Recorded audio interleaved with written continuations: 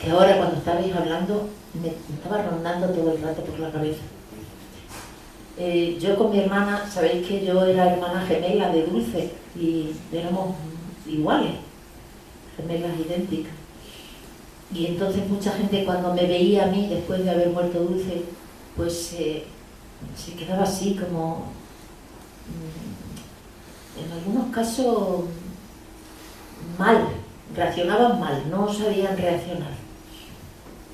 Una vez una periodista que me estaba haciendo la entrevista me dijo, ay, Inma, estoy muy nerviosa porque es que me parece que estoy delante de un fantasma.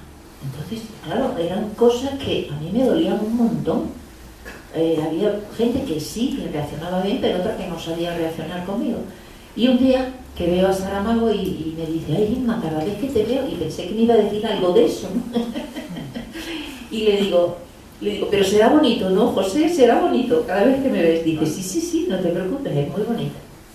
Antes erais una en dos y ahora sois dos en una. Pues eso mismo digo yo de vosotros tres. Antes erais uno en cuatro y ahora sois cuatro en tres. Porque ella siempre está ahí en ese trío. Ella siempre estará cada vez que os veamos. Ella era una persona que tenía una capacidad increíble de hacerse presente, como tú bien has dicho, aunque estuviera en la última fila. Se sabía que ella estaba ahí.